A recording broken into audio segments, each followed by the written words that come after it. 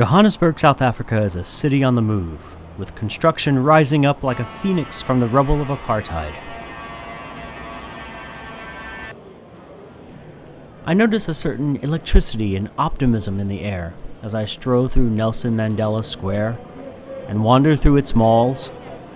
The people want to move forward, while remembering the lessons of the past. They are eager to shake off the stigma of being considered a third world nation and establish themselves as citizens of the world. And being the host of the 2010 World Cup certainly went a long way to achieving this goal. But I wonder, Johannesburg seems to be becoming just another world city. I mean, you could find shops and malls like these in London or Los Angeles or New York. In the rush to compete in the world market, is Johannesburg losing something of its uniqueness?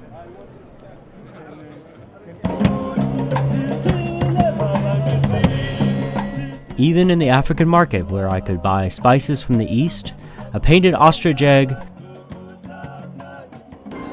and have my fortune told, was located on top of a shopping mall. This certainly wasn't the Africa I had come to see. Where was the Africa of my dreams? Of the Saturday afternoon movies I had watched on TV as a child? This is elephant country, and we're just in time to join a local hunting party. Elephant meat is a great delicacy.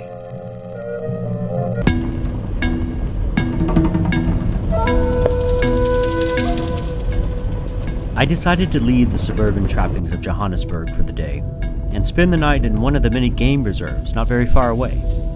I felt distinctly unsafari-like driving to a game reserve in my rented two-door compact car. I wanted to see lions and elephants deep in the African bush. Could I really drive just a few miles out of town and see them in my Honda? Well, we'll find out.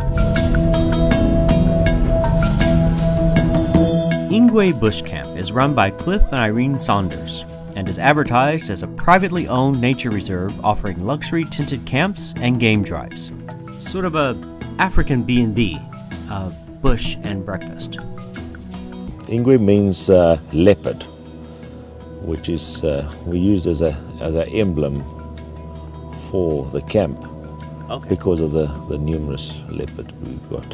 The dining room doesn't disappoint.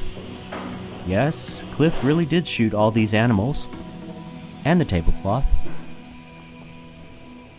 It is winter now in South Africa, and the lowest point of the tourist season, so I would have the place to myself.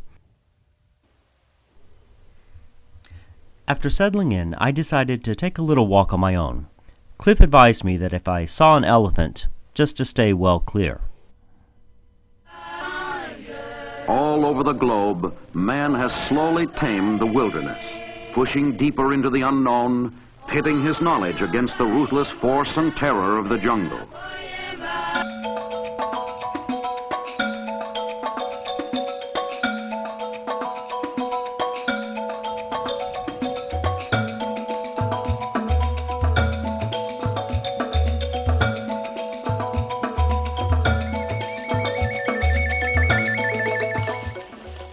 So, I was about to do a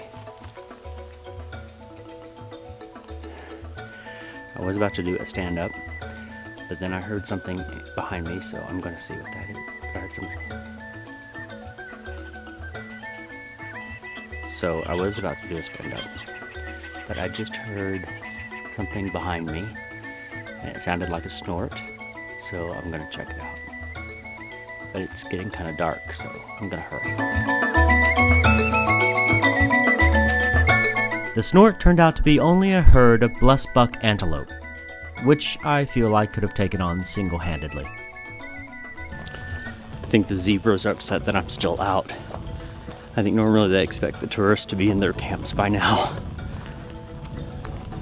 So I went out for about an hour before sundown, and aside from a few zebra and a group of dumbback antelope and a couple of rustling in the bushes, and I'm not exactly sure what that was, I didn't really get to see what I wanted to see. And what I really wanted to see was a rhino charging through the bush Although I'm not exactly sure what I would have done had I seen that, but you know, at least I would have gotten it on tape. Well, it is certainly budget as far as safaris go, but there are the pluses. I've got the whole place to myself.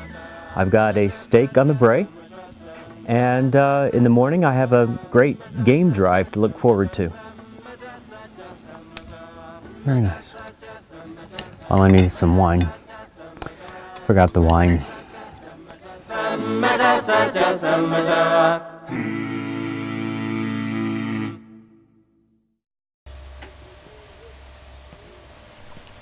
Early the next morning, I was taken on my game drive.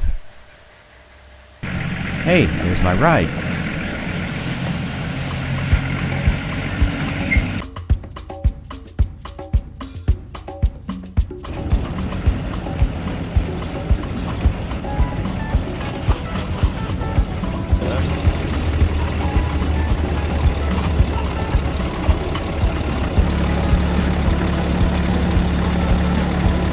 Cliff explained that sometimes the game was plentiful and sometimes it wasn't. But I was content just grinding through the bush in the ancient four-wheeler, dodging warthogs, and scaring off that herd of blessbuck. Mess with me, will you? Blessbuck name comes from if you look, they got a white flash in the front, on the face. And in Afrikaans, that means bless, means flash. And,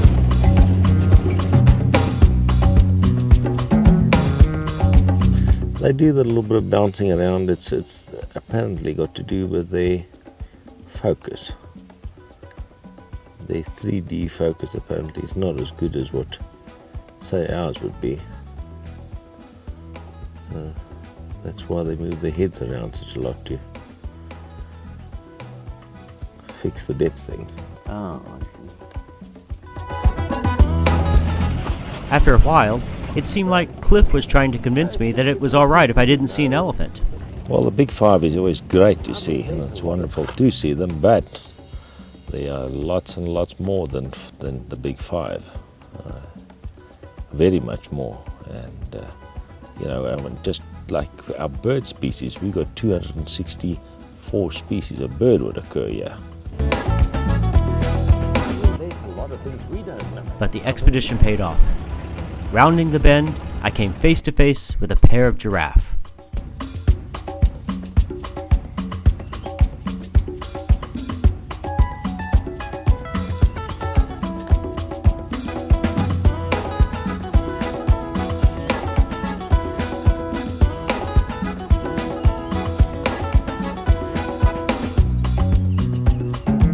Alright, so I didn't get to see a rhino or an elephant, but I think people get too obsessed with seeing the big five and they forget to appreciate the beauty of the countryside and the quiet. And I did get to see zebra and giraffe and wildebeest and warthogs, and I got a wonderful breakfast. So I think all in all, it's worth it. I mean, how many B&Bs can you go to where you can say, yeah, I saw a giraffe?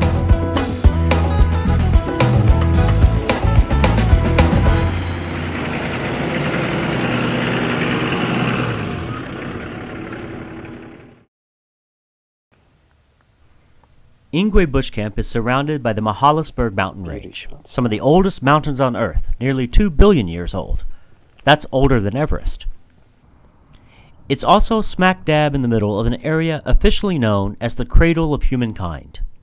In 1947, Dr. Robert Bloom found a small humanoid skull in the Sterkfontein caves. No, that's not Dr. Bloom. This is Dr. Bloom. Because of the small brain cavity, Dr. Bloom determined it was the skull of a female, dating back 2.5 million years.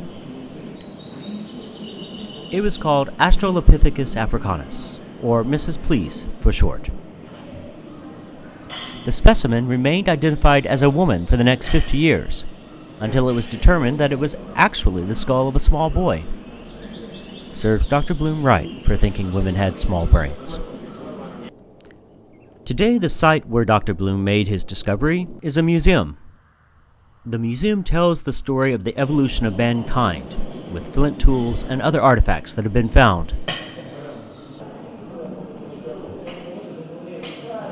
But But what really makes the site come alive is journeying down more than 200 feet into the cave where the discoveries were made.